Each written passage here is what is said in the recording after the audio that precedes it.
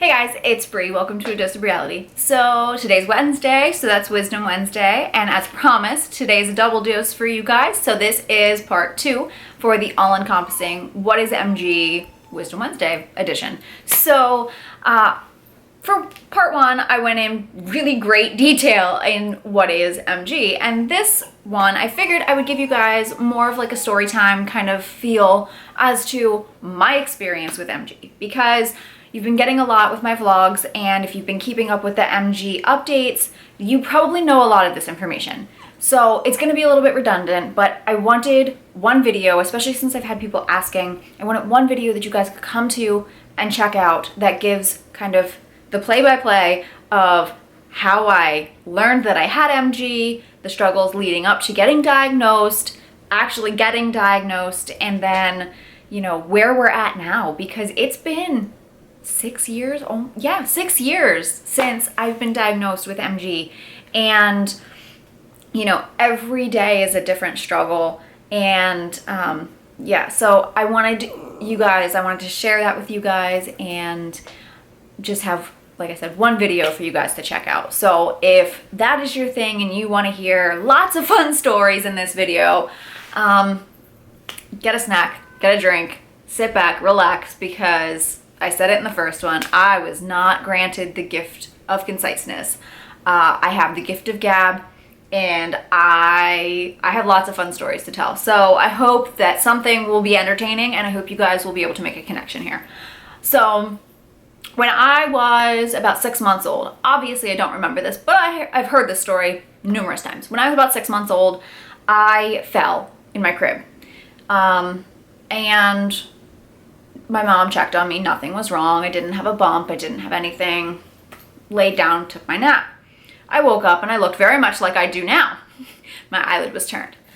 And of course, my mom, being a new mother, freaked out. Freaked out. As any good mother would. And immediately called the doctor and got me in. And within a very short period of time, I was getting an MRI done. And not related, they found a cyst on my brain, which, again, as any good new mother would, freaked out again. So she, you know, we went about this whole thing thinking, you know, okay, things are going to be difficult, things are going to be different, we're not sure what's going on. Got me in to see a pediatric ophthalmologist from a very young age, and they diagnosed me as having a lazy eye. Okay, we can handle this. You know, she was like, we can do this, we can handle this. You know, my cousin had a lazy eye. They got it fixed. Everything was good. Life is going to be okay. As far as she was concerned, we couldn't figure out if the fall had anything to do with it, but all of a sudden, like, I fell, and literally the same day, lazy eye. So, okay, we're good. Fast forward a few years. I'm 3 years old, about 3.5 maybe. We're camping. And I was a little daredevil. I still kind of am, but I was a little daredevil. And I was on a balance beam. And I was just loving doing this balance beam. I was walking across it and having a grand old time. And I remember my dad was on the left side of me, and I was walking along, and the balance beam went off, and it turned off to the right, and I walked straight off the edge, and I cracked my chin on the way down. And my dad was like, what were you doing? And I was like, I didn't see the end. Like, I didn't even see that it went off to the right. That was when we first realized I had no vision in my right eye. I had no vision in my right eye. And off we went to the ophthalmologist, and very shortly after, I got my first set of glasses and an eye patch. And I was patched this eye to try to straighten and strengthen this eye and give me some vision. Which, me being the intelligent 3.5, 4, 5, 6, 7, 8-year-old that I was, because we patched for many years, I would peel the corner up and then look out the corner. Not my smartest moment. but I couldn't see anything, and that's all I wanted to do was see. So, yeah. All right, so then when I was 3, they also decided to do surgery to try to straighten the eye itself. So they did the surgery and they straightened it. We continued to patch to try to strengthen it to get vision, you know, because as my ophthalmologist stated, you know, if we don't do it now, she might not ever be able to see. And I am grateful for it because I do have some vision in it. It's not great, but I have more than I had then. So, moving older. 7. I start at this new ophthalmologist. He says, you know, I'm looking over your case. Something's just not right. I feel like you may have this condition called myasthenia gravis. This is the first time we've ever heard of it. My mom, myself, my dad, nobody has ever heard of this. He said, I feel like she might have this. You need to take her and get her tested. It's a simple test, blood test, you know, it's okay. So they do the blood work. Negative on both blood tests. To this day, I'm double negative, by the way. Okay, so we go back. He says, I'm not happy. I'm not satisfied with that. There's another test. It's called the Tenslon test. I don't know if that's the technical name for it. To this day, I still don't know if that's the technical name for it. That's what he called it. Okay, so the Tenslon test. That is where he says they're going to inject this dye, essentially, into her. And it's similar to what they use if you're going to go for a CAT scan or an MRI and they inject the dye. But it has like radioactive kind of markers in there. And what's going to do is temporarily, it's essentially the same type of medication that I'm on now, temporarily increase the availability of the receptors at the muscle. So the neurotransmitter acetylcholine will be able to bind and everything. So what they were doing is they had to put numbing cream on my hand because at the time I was very, very needle phobic. I still don't like them, but I'm not phobic, at least. They put numbing cream on my hand, they put an IV in, and they injected me, and they literally sat there and stared. And they were watching for this eyelid to go up. And they said they would see it within 30 minutes. If it was going to happen, they would see it within 30 minutes. No ifs, ands, buts, nothing. They would see it within 30 minutes. Okay, so 30 minutes come and go. They don't see anything. So like, okay, you can take her home now. So my mom and I were like, okay. So we go and we stop at Burger King. And it was about 15 minutes after we left the office. We're sitting there and my mom's like, hang on. And she was like, it's up. She immediately was like, we need to go back, you know? And this was before the age of cell phones. So it's not like she could immediately just get on the phone. She couldn't snap a picture. We didn't have a camera, you know? So, you know, she's like, we need to go back, you know, We didn't go back. But she called and she was like, it was up, like it was only 15 minutes later, you know, and they were like, no, not possible. You know, it may have looked like it may have been the way, you know, she may have just been trying to open it more, like, but no, there's no way. If it would have been from this test, it would have been within that 30-minute window, we assure you. Okay, so we go about believing this. I'm back to when 12, and my eye is now this way, and I can look almost behind me. So my doctor's like, we're gonna do surgery. And I cried. Because when I was 3, I didn't really know what was going on. They were just like, we're gonna do surgery. I was like, all right, I was 3. I didn't really know what was going on. And my parents were the ones who had to be worried. When I was 12, I was like, I don't, okay, all right. I mean, I'll do it, but like, I was terrified. And I cried. And when I went to the ophthalmologist a few weeks ago, I go to the same ophthalmologist. It's a pediatric ophthalmologist, and I am well over the age of being, you know, seen by a pediatric ophthalmologist. But because of me having MG, he continues to see me and will continue to see me, he assures me, until he retires, basically. The same nurse is still there, and she was like, I remember being with you in this room as you were crying because we had to do surgery. So, been a long road, but, we did surgery. That surgery was full of complications. And part of it was because we didn't know I had MG at the time. I flatlined on the table twice. And obviously I'm fine. Obviously I'm still here. So, things are fine. With MG, there are certain medications that you cannot take. There are certain types of anesthesia that you cannot have. And sometimes your body reacts differently to things on one day than it does on another day. I had just gotten over being sick, so my immune system was particularly compromised that day.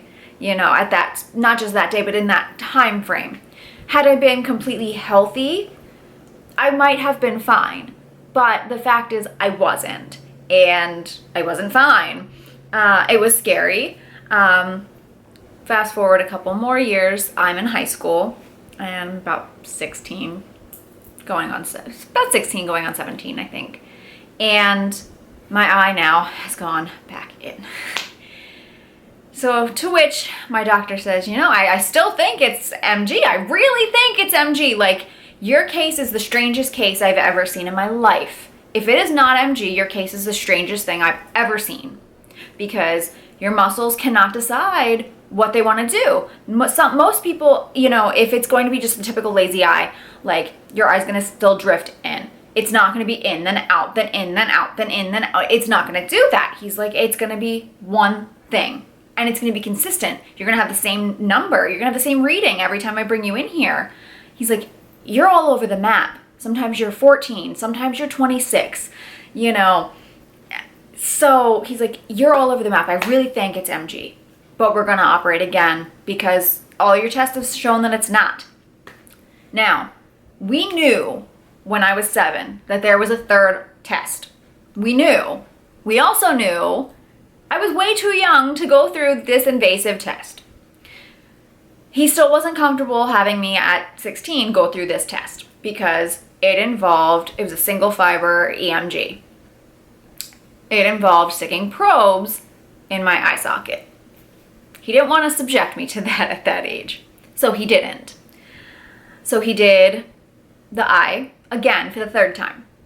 The same year, they did the lid for the first time to try to raise the lid because I was starting to drive and I was having double vision.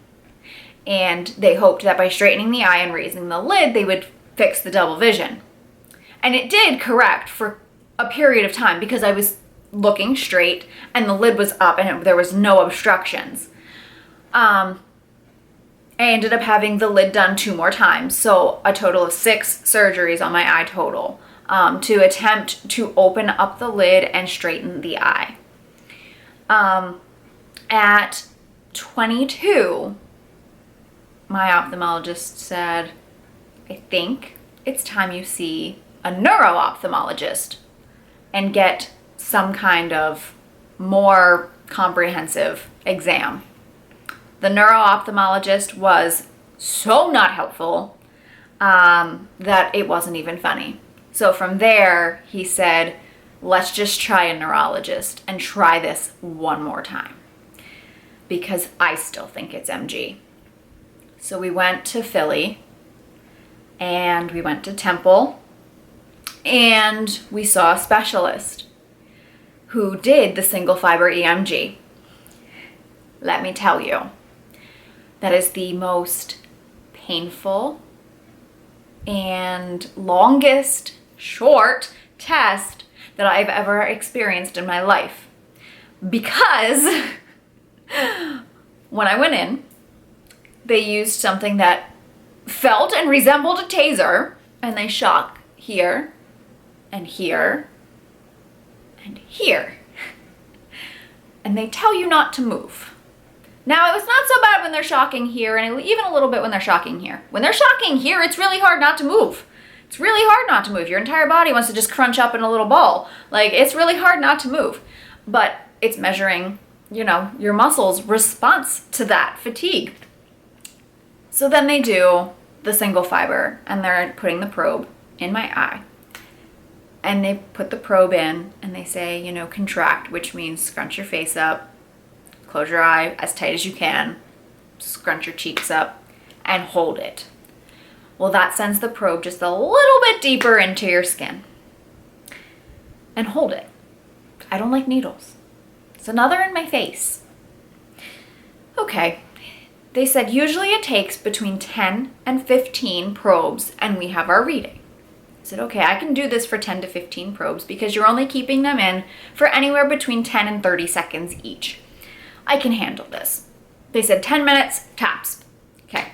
45 minutes later, I walk out and I'm crying and I have bruises. We went through 2 of the actual little probes in the first room and then we changed rooms. So we're doing it and we get about 6 or 7 in and the doctor says to the nurse, get me a new probe. I think this probe is bad. I'm like, we went through all of this and it was a bad probe? All right, I can handle this. No big deal. So they started again and he's like, no, this machine's just giving really weird readings. We're gonna go to the room across the hall. All right, fine. By this point, we've already done more than 10. So I'm just like, just get through it. You're gonna be fine. Just get through it. So we go to the room across the hall and he starts again. All right, we go through it. And we get to, I forget how many even we're in, and he has me scrunch my face up and all of a sudden he's leaving this probe in for a very long time. And I can't open my eyes, but I can hear him kind of pulling at the paper as it's doing its readout. And he's looking at it. And I knew he was looking at it. And it felt like it was in there for a really long time. And tears were just pouring down my face at this point. It wasn't even that I was trying to cry. It was just so uncomfortable. And it was starting to hurt, actually hurt. It was beyond discomfort at that point that I was starting to just cry. And he was like, just a little bit longer, you're gonna be okay. He was trying to get me through it. You know, he was doing a good job. I have no like ill will towards him or anything. And finally he's like, okay, we're done.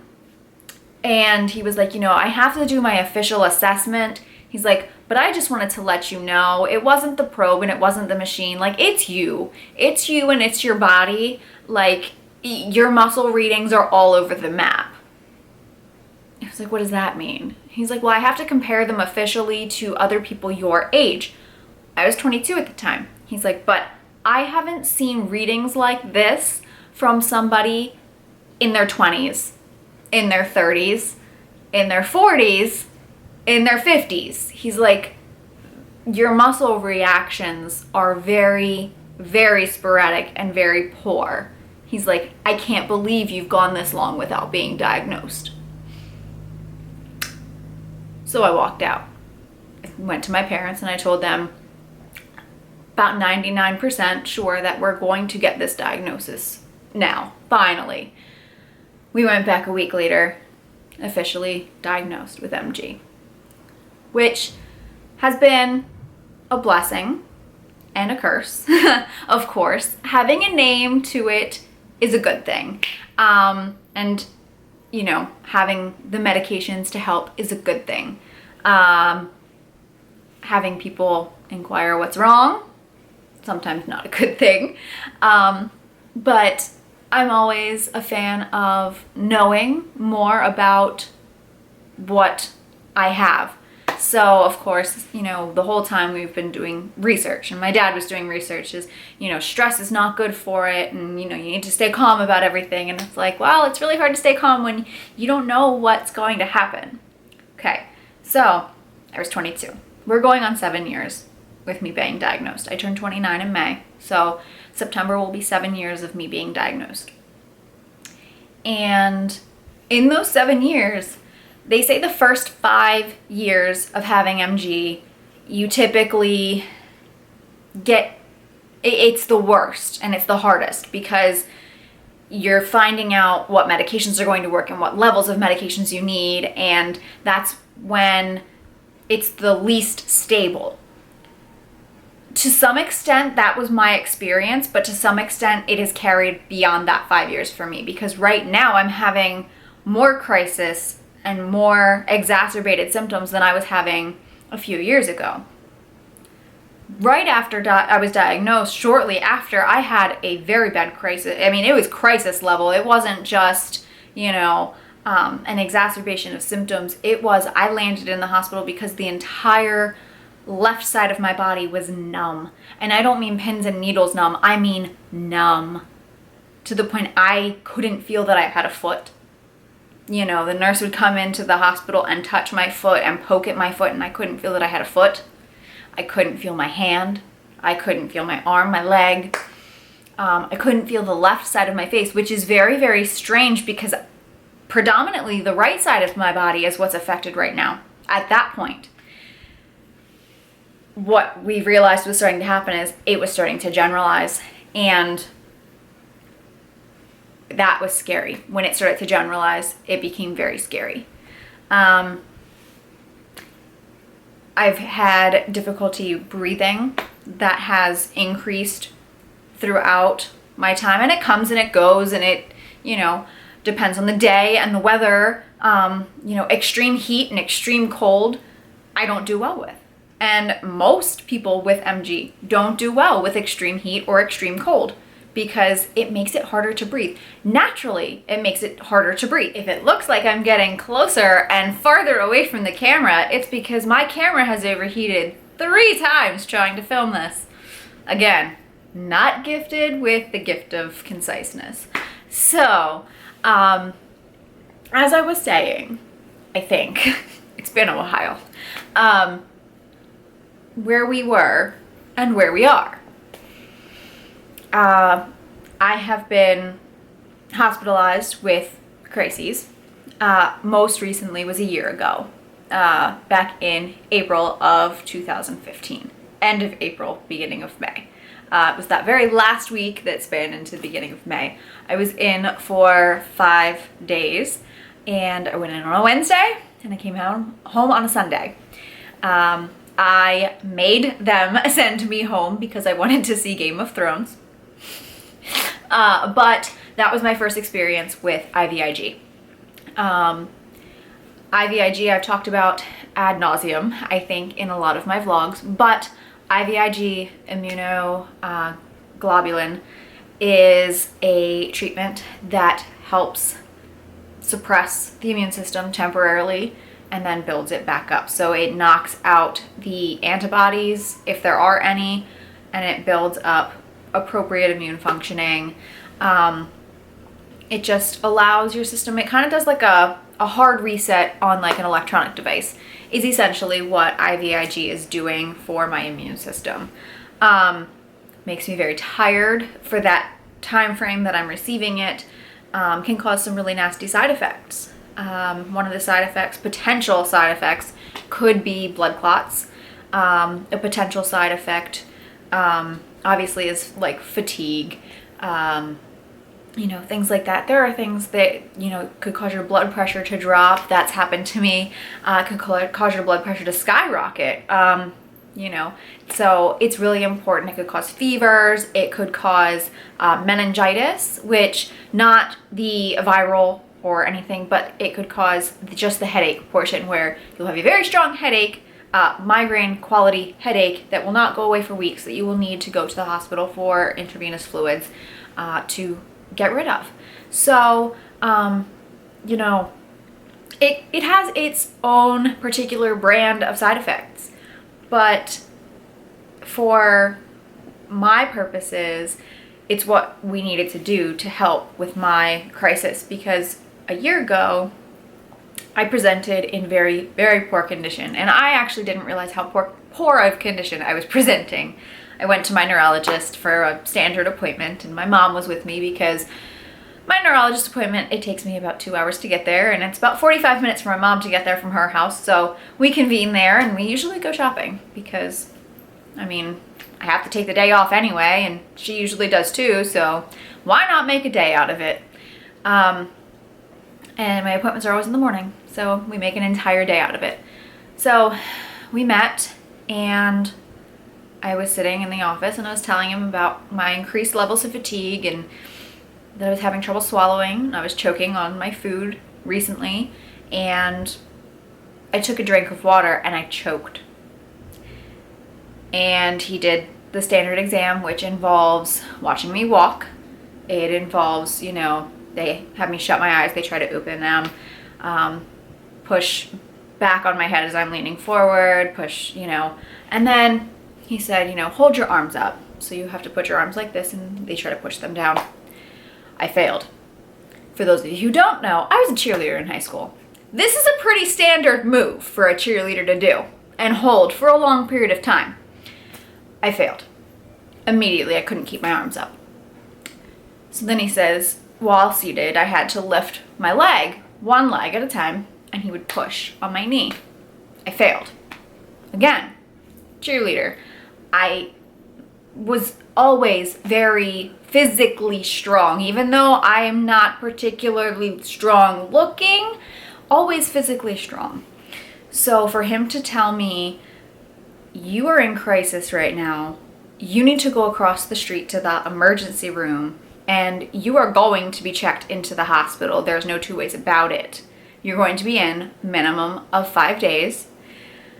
That was scary. That was very scary for me. That was scary for my mom. You know, they got everything set up, so I had to go over to the emergency department, but I was not technically a patient of the emergency room because they knew I was being admitted. So thankfully, my neurologist has somebody who works for him that called over and set up everything, already got me a bed in the neurology department. They were just waiting for it to be ready.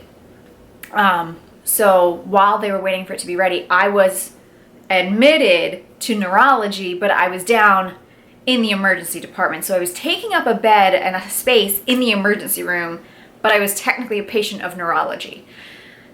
A whole convoluted thing. So the ER didn't know I existed. Neurology knew I existed, but I wasn't in my room yet.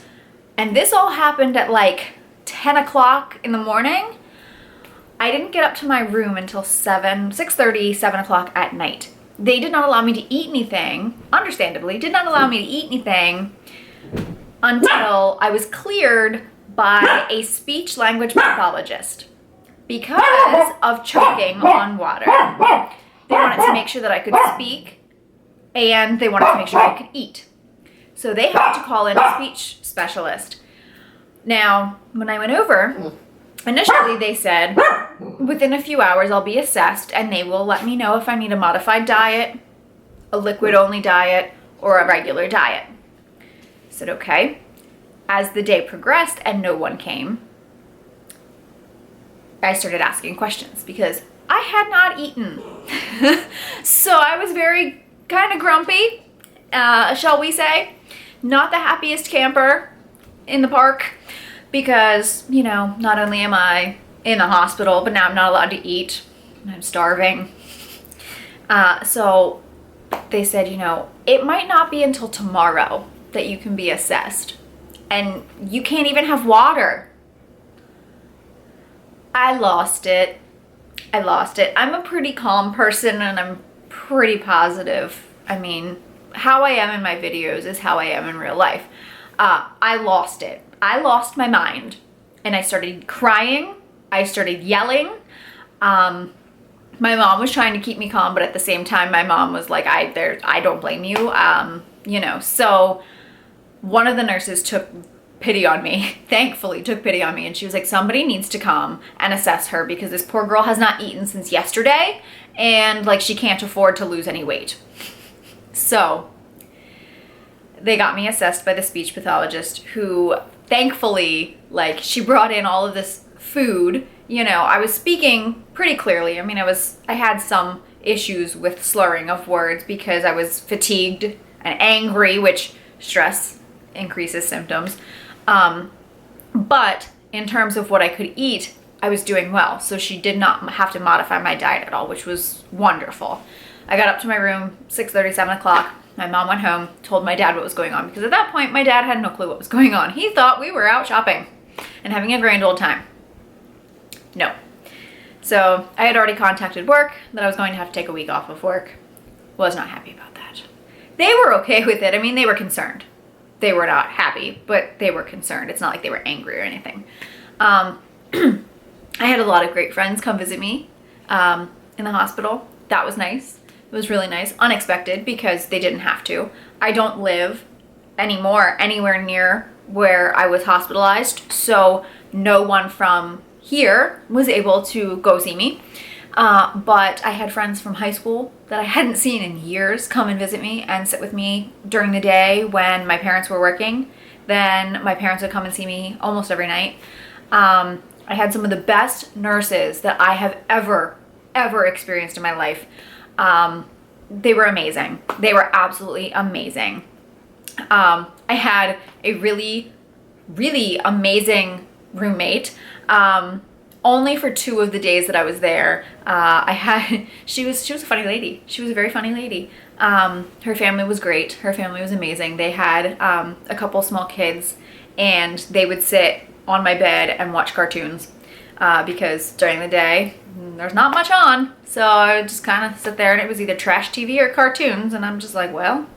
And when the kids were there, I was like, yeah, if they want to watch cartoons, let them watch cartoons. So we would sit and we would watch cartoons and play with cars. So that was nice. You know, if there was any upside to being in the hospital for 5 days, I met a lot of really cool people. So that part I wouldn't change. The being in the hospital part, I could have dealt without. I was on prednisone at the time. I would not recommend that to anyone. But, you know, we deal. We get through. So, yeah. Now where we're at, I am no longer on the prednisone. My doctor does not feel that it works for me. I am so glad because I don't feel that it works for me either. It turns me into Jekyll and Hyde. I just get very emotional on it, and I do not sleep when I'm on it.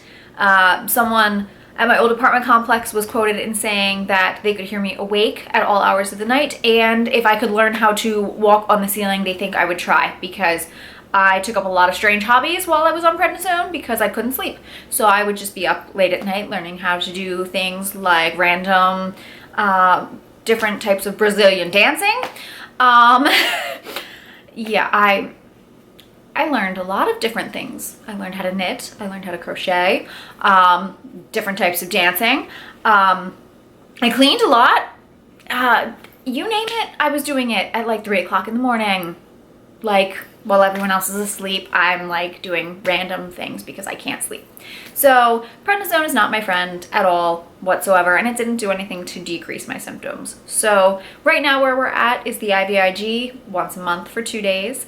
And if that doesn't work, then the potential for the immunosuppressants comes in, which I've said in my vlogs I'm not particularly thrilled with. As I've said before, like, everything has its side effects. And I am really good usually about thinking them through and weighing them out. I'm not sold on being on a medication that I have to be on for the rest of my life, that there's almost no option of going off of, you know. That to me, I'm not okay with. What I'm on currently, if I need to go off of it for some reason, I can go off of it. Immunosuppressive medication, it's not that easy. It's just not that easy to just go off of. So it's a hang up for me. And I'm hoping that we don't need to go there. So I have definitely rambled on this video for a long enough time frame. So that will wrap up part 2 of my What is MG and my story with MG Wisdom Wednesday episodes for you guys. I really hope you guys enjoyed these. I feel like I got really close to you guys and I bared a lot, but I'm okay with that. Yeah, I really hope you guys enjoyed these, and you know, if you guys want to see more like this, let me know. Feel free, leave me a comment. I hope that my story is helpful to some of you, and if it is, again, let me know. Feel free, reach out. I am corresponding with certain people right now, and you know, I'm glad that I'm being able to make that connection with you guys. So I will see you guys tomorrow for a vlog, and thanks for hanging in today. Thank you for watching. Thank you for subscribing, Don't forget about my giveaway because I think there's some pretty awesome things in there. So I think you guys should check that out. And yeah, I'll see you guys tomorrow.